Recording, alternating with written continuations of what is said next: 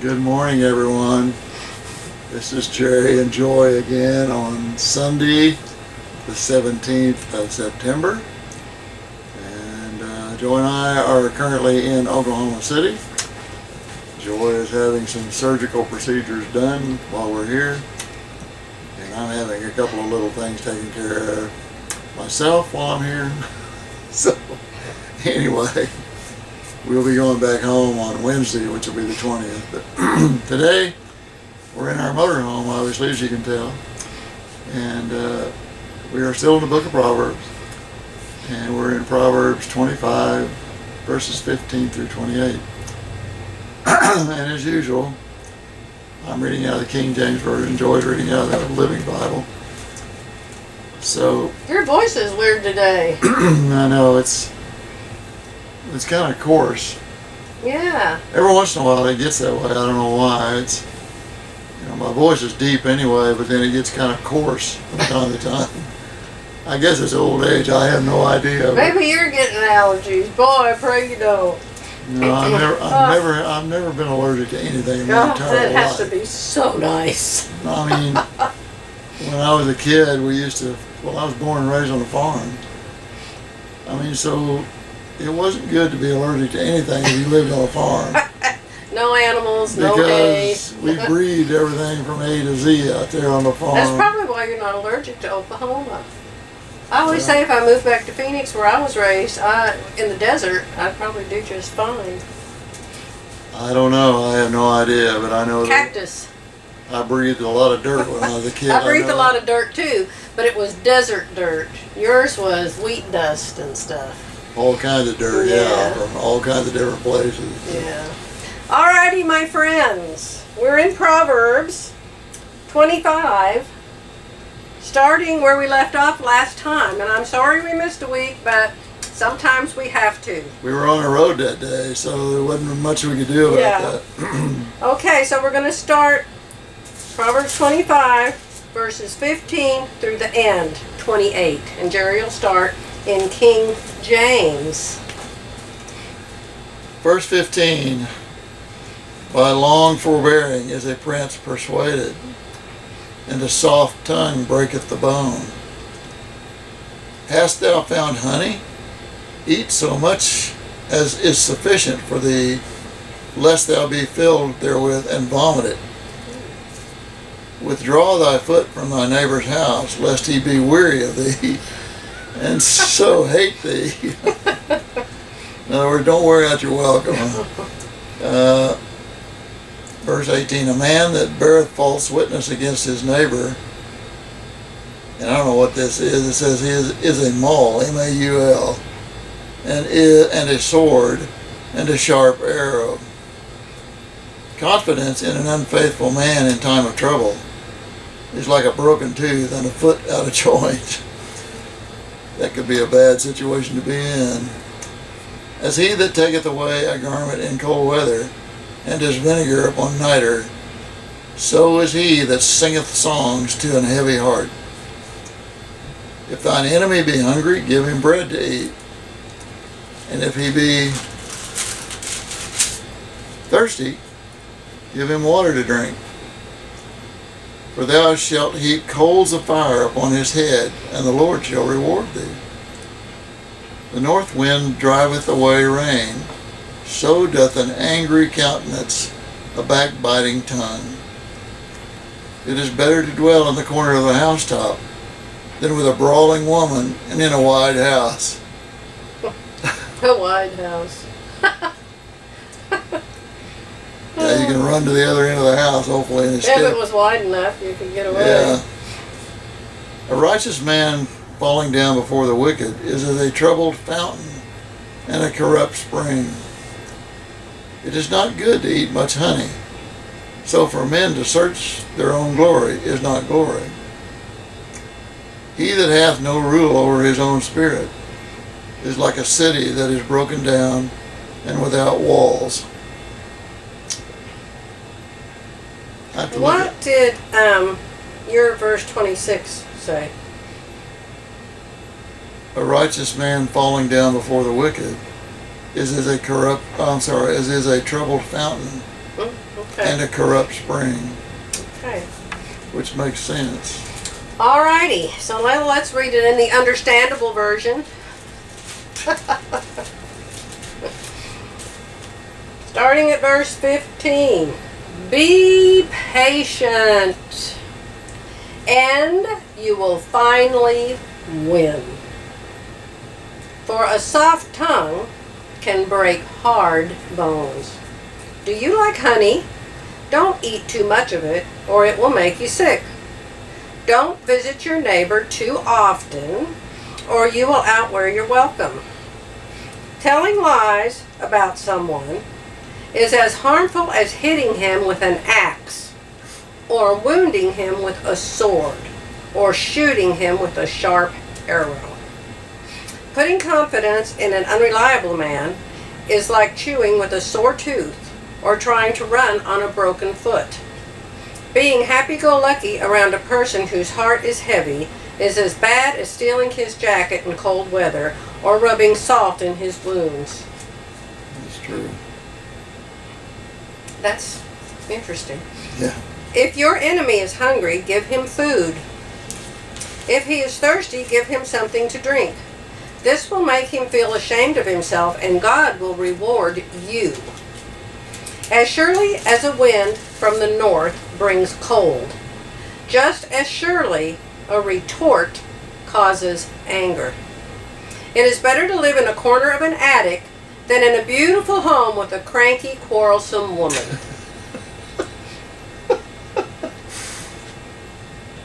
Think that's funny, do you? I'm the one that lives in the attic in our house. I rather enjoy it. All right, 23 or 25. This is really tiny print, you guys. 25. Good news from far away is like cold water to the thirsty. If a godly man compromises with the wicked, it is like polluting a fountain or muddying a spring. Just as it is harmful to eat too much honey, so also it is bad for men to think about all the honors they deserve. A man without self-control is as defenseless as a city with broken down walls. Boy, there is a lot in those verses. There it is. Oh my Every goodness. one of them pretty much has something to say. Be patient. Let's go back to verse 15 where we started. By long forbearing is a prince persuaded. In other words, like what Joy said. Be patient. Be Mine patient. says. And that being patient is a virtue that everybody needs, honestly, because especially when you're dealing with biblical things, because biblical things don't just happen immediately, you know.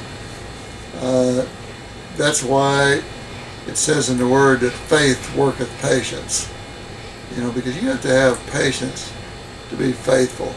Otherwise, your faithfulness is going to flit away like a bird if you're not patient, because I would venture to guess that 99.9% of the things that you're faithful for require time to become fruitful.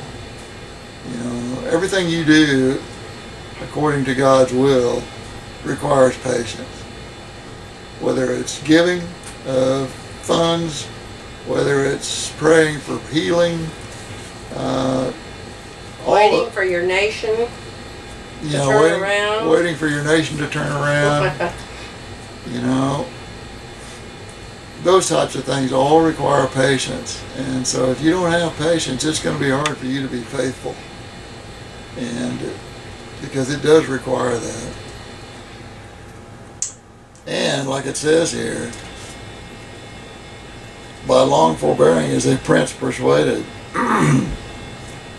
And a soft tongue breaketh the bone. This is something that I just made a statement to Joy this morning about one person named Donald Trump. If he would just speak with a soft tongue instead of doing what he does so much by running down all these other people and so on and so forth, he would have much more success with the other 50% of the people Yeah. that he makes mad. Yeah. You know, and there's other people like that too, but they're not running for the presidency of the United States. But Yeah.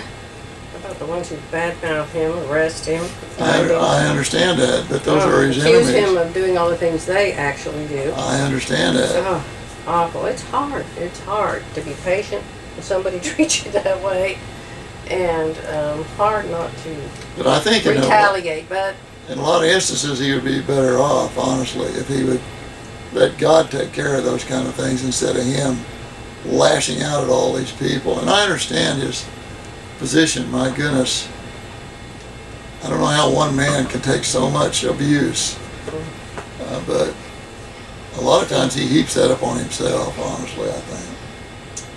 don't visit your neighbor too often.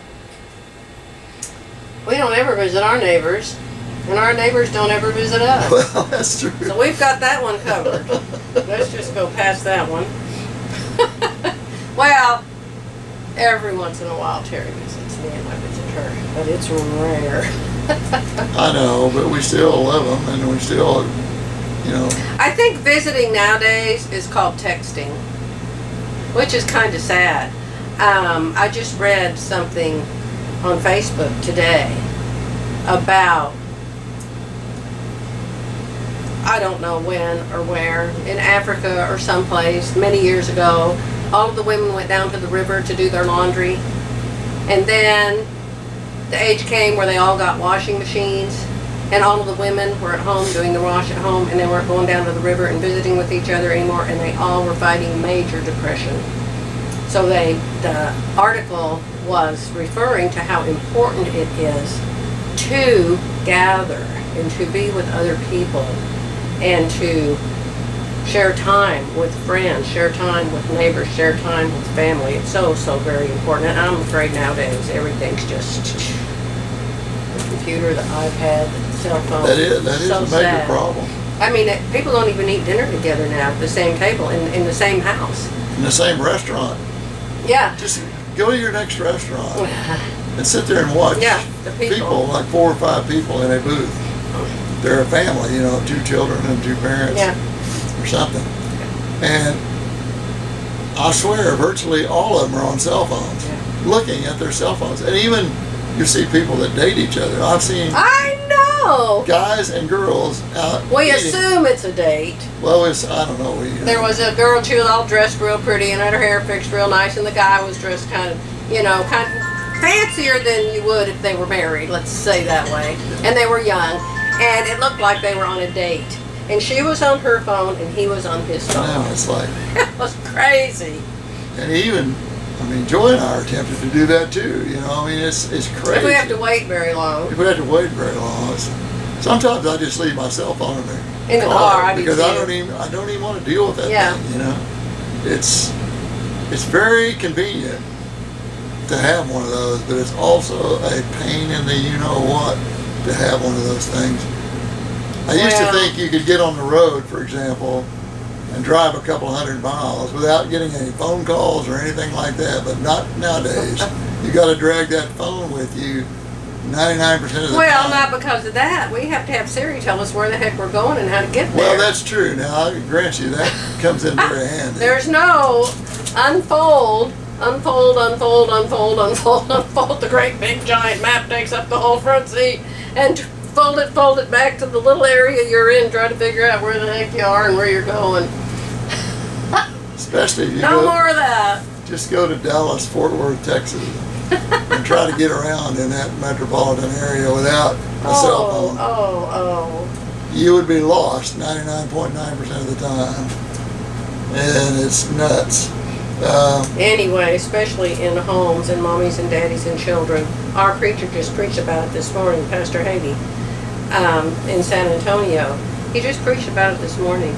And he said there ought to be a rule in every home that cell phones are not allowed at the dinner table. Yeah, I agree. And the whole family needs to be sitting around the dinner table together. And mommy and daddy talking to the children, no cell phones. And I did have that rule in my house.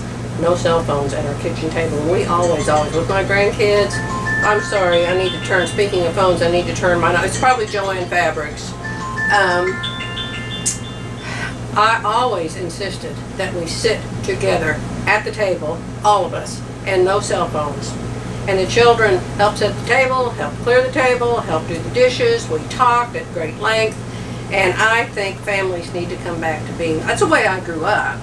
I don't know if Jerry grew up that way. Oh yeah, we did. But that's the way I grew up. Well, we didn't have cell phones. And I thought it was very important that, I thought it was very, very sad when families quit doing that, our own kids. And for some time, we didn't even have television in my home. You know? Yeah. So now, telling lies about someone is as harmful as hitting him with an axe or wounding him with a sword or shooting him with a sharp arrow. Now, I don't know. If I had to choose, you tell a lie about me or do those other things. But it is horrible. Oh, I've had it happen to me many, many, many times in my life. People lying about me or majorly exaggerating about something that happened. And it hurts. It does hurt. Yeah, the little experience I related to you about my pharmacy woes was because of a lie that was told to the authorities concerning me. That's right. That's right. That turned into a nightmare deluxe, let me tell you. That's exactly right. And those of you who hadn't heard that story wouldn't know what I'm talking about, but it was a nightmarish situation that could have been very disastrous to me in my career and everything else, but God was with me and took God care is of that through whole it. situation. And we had no idea Even in the though world how we it had happened. no clue what was going on, to be honest with you. But we found out just, what, less than a year ago, 2 years Yeah, ago? less than a year ago, Yeah. 2 years ago. What exactly happened there? All right. Telling lies about someone, yes.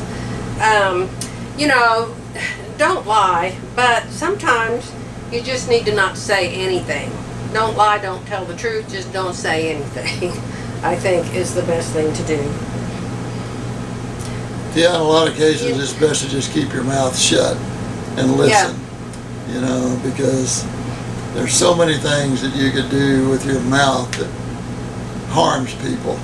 You know, if you don't know the whole story or the whole situation or anything like that, it's best just to keep your mouth shut and listen to what's going on and look and so on and so forth before you speak.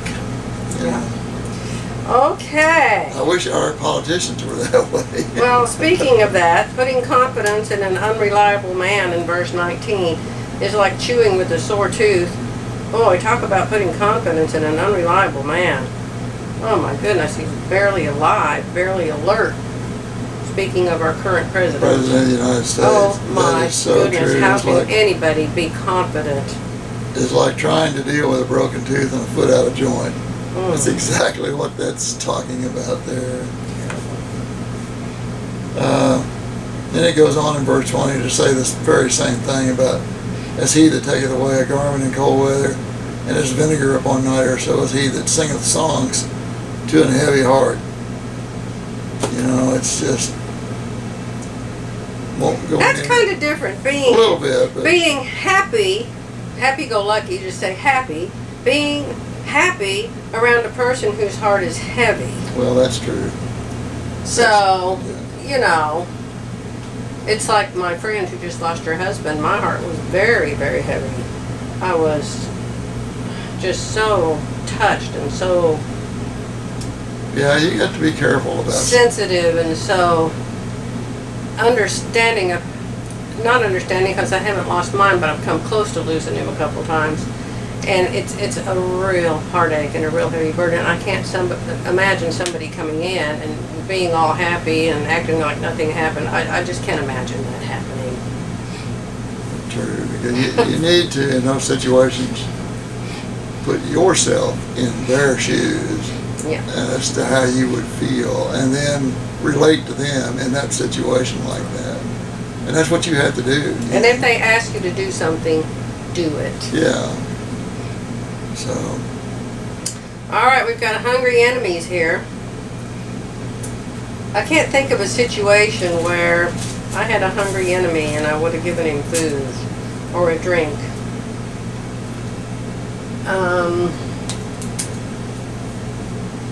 you know, somebody that I would call an enemy wouldn't be with me, wouldn't be around me, wouldn't Well, sometimes be in my presence.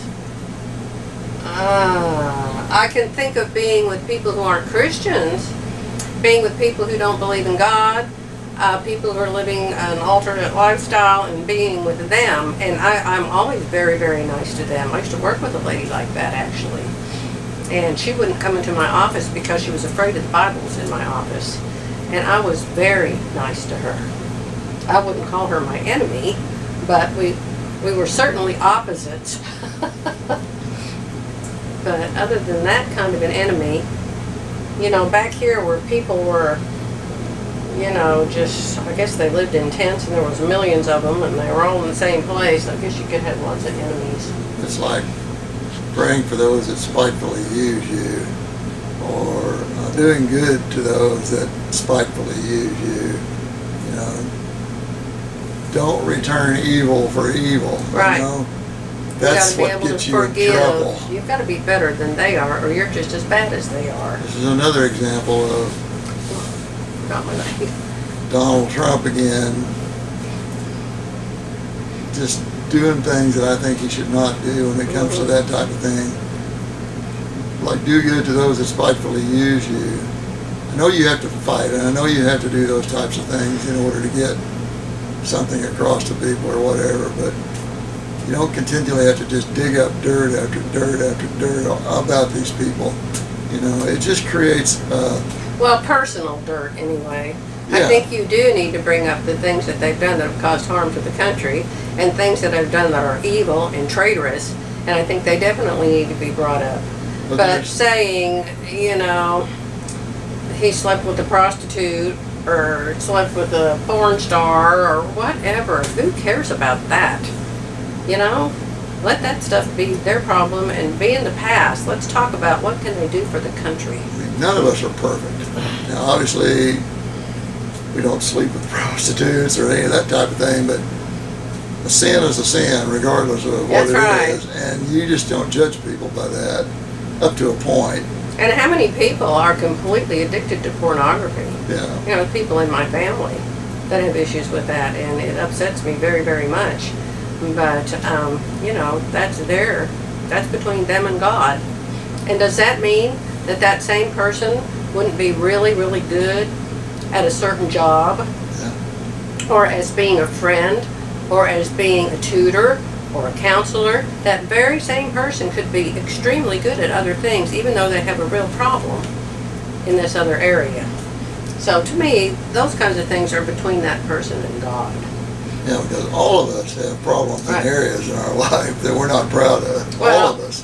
On the other hand, I wouldn't let that person come to my house with pornography. Well, I understand. I wouldn't allow a Playboy magazine in my house. But I wouldn't allow cigarettes. I'd allow you to smoke on my patio, but I wouldn't allow you to smoke in my house. I'd allow you to drink on my patio, but I wouldn't. In fact, I guess you could drink in the house as long as you didn't get drunk. But, I mean, you have to stand your ground as to what's sin in your home and what you allow and you don't allow. But adults, when people become adults, you can't control. You know, Joy, hello Joy, you know, I had this beaten into me so many times because I just wanted to fix everybody. I just wanted to fix this one and fix that one. I'm just going to tell them what they're doing is a sin. I'm just going to tell them that they can't do that. I'm just going to tell them you can't be a Christian and do that. I learned the hard way. That's up to God to do that, not you. I learned the hard way. All you can do is love them. You don't have to allow their sin in your home. But if you go to their homes, you're on their ground, you're in their space, and what they do there is their business. Right. And you don't have to go there, but if you do, you can't expect them to undo what they do on a regular basis in their own home.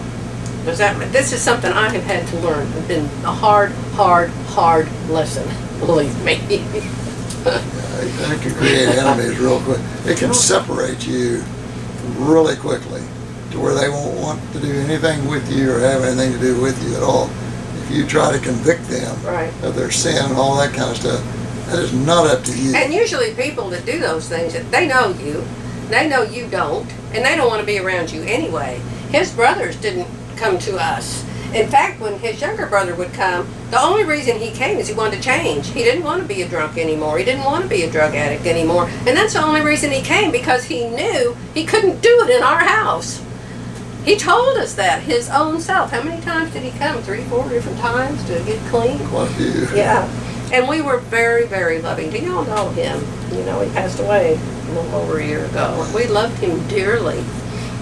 But, yeah, and we're talking about enemies. I wouldn't call them enemies, but No. people who think differently than you do, I guess. Well, they just get off into things and it just destroys them, basically. Yeah. You know. And you love them, and you don't want them to be So in that condition. what you do is you pray for them.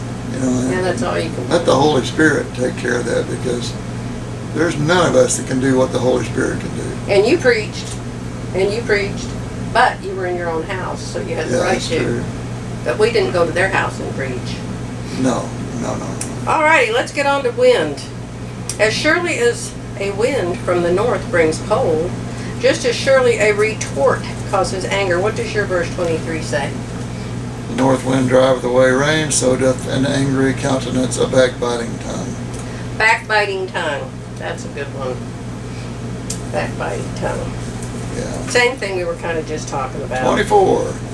It is better to dwell in the corner of the housetop than with a brawling woman and in a wide house. I just had surgery on my left leg, and I keep forgetting. And I always sit with my legs crossed. So you see me undoing that all the time. That's why I've got bandages on this left leg over here. Okay, so I actually do live in the attic in our house, and I love it up there. And Jerry lives in his barn. It works out real good. We get pretty cranky in this little tiny house sometimes. It does make a difference when you're in a motorhome. Yeah. That, I mean, you're just... Especially with me and my sewing machines, because you have to have so many things to sew. And I'm spread out all over the place, and he'll leave a toothpick somewhere, and I'll say, "What's this toothpick doing here?" No joke. I wouldn't call that brawling, but, you know. And I can almost guarantee you that every married couple that we're talking to Oh, gosh, yes. experienced this. Oh, yes. I mean, you are two different people. Yes, You know, and yes. each one of you needs their own space. You know, Yeah. honestly.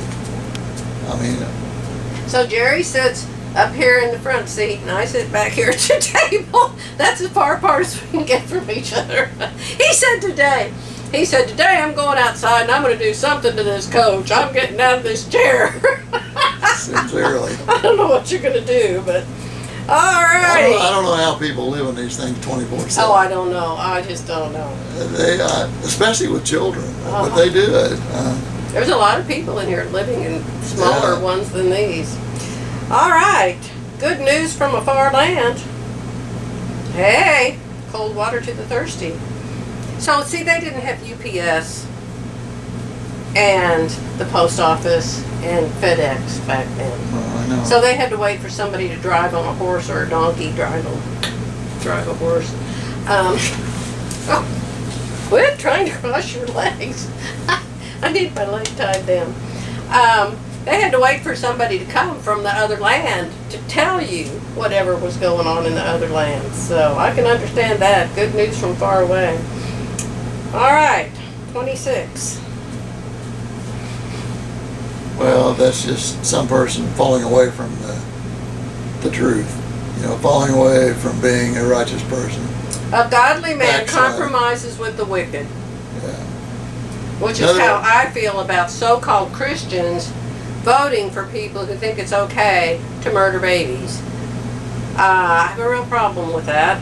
Yeah, you cannot How really, can you call yourself a Christian and vote for murder of innocent blood? I don't understand it. You either go all the way with the Lord Or not at all. or not at all. Yeah. If you try to take the Bible for what it says and only do half of what it tells you to do, and the rest of it you just personally feel like you don't agree with Right. for whatever reason, that isn't going to cut it. Yeah. You either got to go 100% all the way or nothing. Because if you start compromising in some of these areas, you're like a fish out of water. You know, and that's what they say. That's what it says in the Word too. You look through a glass darkly. You are always on the fence. You don't know which way is the right way to go.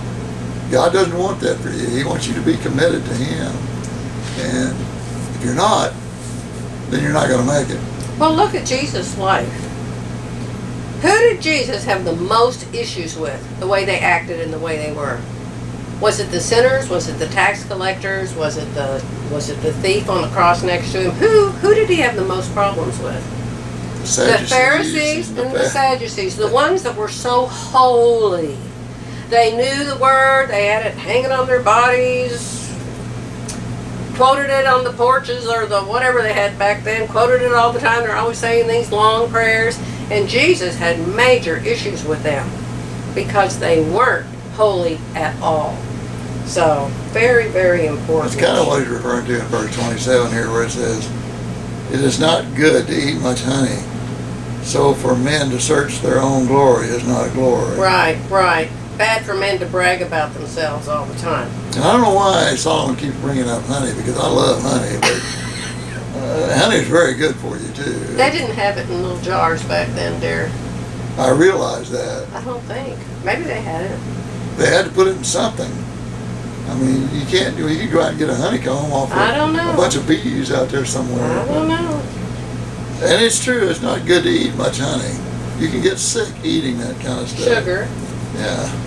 A man without self-control, or a woman without self-control, is as defenseless as a city with broken down walls.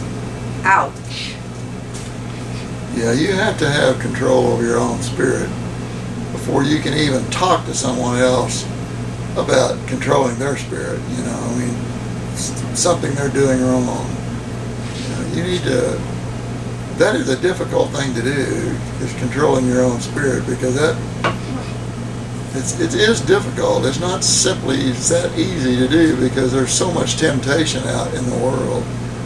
And you can fall down, you know, but you got to be willing to turn yourself around and go back, you know, before you get too far. You got to be willing to, you got to be able to recognize the fact that you're going the wrong direction, which involves controlling your spirit.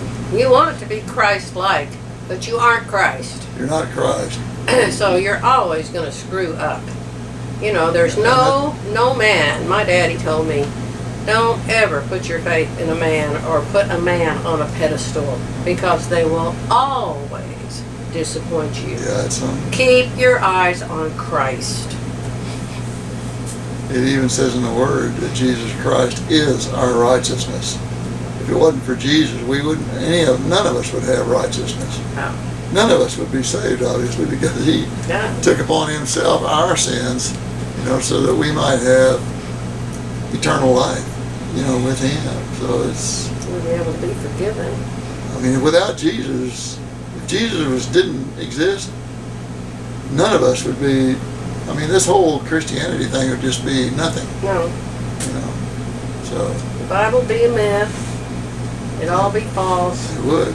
And that's what a lot of young people are believing today, because they've got socialist teachers, communist teachers, teaching them lies. And those teachers will be held responsible one of these days. Okay, that was another little break. Sorry about that. And that ends our discussion today of Proverbs 25. So we'll say goodbye for now, and you all have a blessed week. And we will see you next Sunday. Bye.